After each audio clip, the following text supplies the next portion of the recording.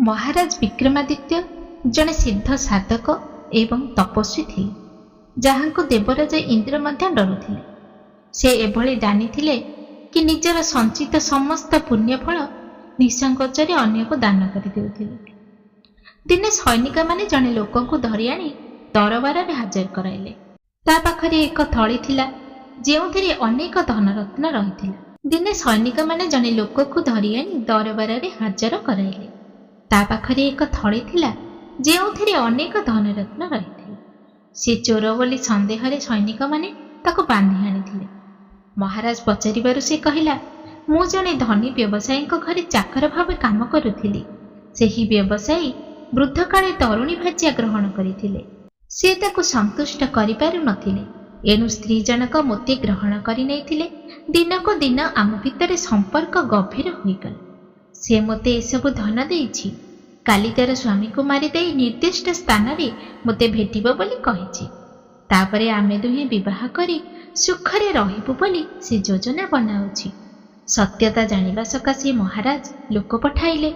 परदिन सेमाने आसी जणाइले जे से स्त्रीटी खूब चतुरी। ता प्रेमिक एपटे धरा पड़ी जाइछि बोली से कौनसी प्रकार जानी सारिछि। विष देई निज स्वामी को तो मारी सारिछि। तेणु निजकू सती साध्वी प्रमाणित करबा पई कांदी कांदी प्रचार करुछि जे ता स्वामी को केही चोर हत्या करी धनरत्न नहीं जाइछि। से ता स्वामी सहित सती हेबो बोली जिद धरि बसिछि। महाराज मने मने भाबिले, धन्य रे नारी चरित्र, गोपन प्रेम, पति हत्या दोषर बंचिबा पई व्यवसायीर स्त्री निजकू सती साब्यस्त कराइबाको अभिनव उपाय करिछि। परदिन महाराज निजर मंत्री पारिषदଙ୍କ सहित ସେହି ଲୋକଟିକୁ ନେଇ ନିର୍ଦ୍ଦିଷ୍ଟ ସ୍ଥାନରେ ଯାଇ ପହଞ୍ଚିଗଲେ। ସେତେବେଳକୁ ଚିତା ସଜା ଯାଇଥାଏ। ଲୋକମାନେ ସେହି ସ୍ତ୍ରୀର ଜୟ ଜୟକାର କରୁଥାନ୍ତି। କାରଣ ପତିର ଚିତାରେ ସତୀ ହେବାକୁ ଇଚ୍ଛା ପ୍ରକାଶ କରିବା କିଛି କମ୍ କଥା ନୁହେଁ। ମହାରାଜକୁ ଦେଖି ସମସ୍ତେ ଚୁପ୍ ହୋଇଗଲେ। ମହାରାଜ ଧରା ପଡ଼ିଥିବା ଲୋକଟିକୁ ଦେଖାଇ ଦେଇ ସେ ସ୍ତ୍ରୀକୁ କହିଲେ, ୟାକୁ ଚିହ୍ନି ପାରୁଛ? ସେ ସବୁ କଥା ସ୍ୱୀକାର କରିସାରିଛି। ଏଣୁ ଆଉ ମିଛ ଅଭିନୟ ନ କରି ଦଣ୍ଡ ଭୋଗିବାକୁ ପ୍ରସ୍ତୁତ ହୋଇଯାଅ। ସ୍ତ୍ରୀ ଜଣକ ନିଜର ଅପରାଧ ସ୍ୱୀକାର କରିବା ପରିବର୍ତ୍ତେ କହିଲା, ଆତ୍ମତୃପ୍ତି ନ ପାଇଲେ ସ୍ତ୍ରୀ ସବୁକିଛି କରିପାରେ। ମୋତେ ଦଣ୍ଡ ଦେବା ଆଗରୁ ଆପଣ ଆଗ ଯାଇ ନିଜ ଘରକୁ ସମ୍ଭାଳନ୍ତୁ। ଆପଣଙ୍କ ସାନରାଣୀ କେତେ ସତୀ ଶିରୋମଣି ଆଉ ଥରେ ପରୀକ୍ଷା କରି ଦେଖନ୍ତୁ। ଏହା କହି ସ୍ତ୍ରୀଟି ଚିତାରେ ନିଆଁ ଲଗାଇ ତା ଭିତରକୁ ଡେଇଁ ପଡ଼ିଲା। ଆଉ ତ ତାକୁ ଦଣ୍ଡ ଦେଇ ହେବନି। ଏଣୁ ମହାରାଜ ସଦଳ ବଳେ ମହଲକୁ ଫେରିଗଲେ। ତାଙ୍କ ମନରେ ସାନରାଣୀଙ୍କ କଥା ଘାଣ୍ଟି ହେଉଥାଏ। ପରଦିନ ଠାରୁ ସେ ସାନରାଣୀଙ୍କର ଗତିବିଧି ଉପରେ ତୀକ୍ଷ୍ଣ ଦୃଷ୍ଟି ରଖିଲେ। ଦିନେ ରାତିରେ ସେ ଶୋଇଯିବାର ଛଳନା କରି ସଚେତ ରହିଲେ।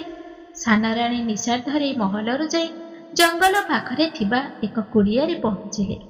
ସେଠାରେ ଜଣେ ସନ୍ନ୍ୟାସୀ ଧ୍ୱନି ଜଳାଇ ବସିଥିଲେ। ରାଣୀକୁ ଅନୁସରଣ କରି ମହାରାଜ ମଧ୍ୟ ସେଠାରେ ଯାଇ ପହଞ୍ଚିଲେ। ରାଣୀକୁ ନେଇ ସନ୍ନ୍ୟାସୀ କୁଡ଼ିଆ ଭିତରକୁ ଗଲେ। ତାକୁ ଉଲଗ୍ନ କରାଇ ନିଜେ ମଧ୍ୟ ନଗ୍ନ ହୋଇ କାମ କ୍ରୀଡ଼ାରେ ମାତିଗଲେ। ମହାରାଜ ଆଉ ନିଜକୁ ସମ୍ଭାଳି ପାରିଲେ ନାହିଁ। ତରବାରୀ ଖୋଲି କୁଡ଼ିଆ ଭିତରେ ବସି ଭଣ୍ଡ ସନ୍ନ୍ୟାସୀ ସହିତ ସାନରାଣୀକୁ ହତ୍ୟା କଲେ। ଏହି ଘଟଣା ପରେ ମହାରାଜଙ୍କ ମନ ଖୁବ୍ ଉଦାସ ହୋଇପଡ଼ିଲା। ରାଜକାର୍ଯ୍ୟରେ ଆଉ ମନ ଲାଗିଲା ନାହିଁ। ସମସ୍ତେ ପ୍ରମାଦ ଗଣିଲେ। କିଛି ଦିନ ପରେ ମହାରାଜ ରାଜକାର୍ଯ୍ୟ ମନ୍ତ୍ରୀକୁ ଅର୍ପଣ କରି ସମୁଦ୍ର କୂଳରେ ପହଞ୍ଚିଗଲେ। ସମୁଦ୍ର ଦେବତାଙ୍କୁ ସନ୍ତୁଷ୍ଟ କରି ସେଠାରେ ଅଖଣ୍ଡ ତପ ସାଧନା କଲେ। ସମୁଦ୍ର ଦେବତା ତାଙ୍କୁ ଏକ ଶଙ୍ଖ ଦେଇ କହିଲେ, ତମ ସାଧନାରେ କେହି ବାଧା ଦେଇପାରିବେନି। ଯଦି କୌଣସି ବିପଦ ପଡ଼େ ସଙ୍ଗେ ସଙ୍ଗେ ଏହାକୁ ବଜାଇବ, ସବୁ ସମାଧାନ ହୋଇଯିବ।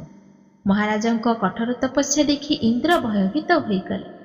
ବିଭିନ୍ନ ଉପାୟରେ ତାଙ୍କର ତପଭଗ୍ନ କରିବାକୁ ଚାହିଁଲେ। ସୁନ୍ଦରୀ ନର୍ତ୍ତକୀ ତିଳୋତ୍ତମାକୁ ମଧ୍ୟ ପଠାଇଲେ, ହେଲେ ଫଳ କିଛି ହେଲା ନାହିଁ। ଶେଷରେ ସେ ଏକ ଭିକ୍ଷୁକ ସାଧୁ ବେଶରେ ଆସି ମହାରାଜକୁ କହିଲେ, ମୋତେ ଭିକ୍ଷା ଦିଅନ୍ତୁ।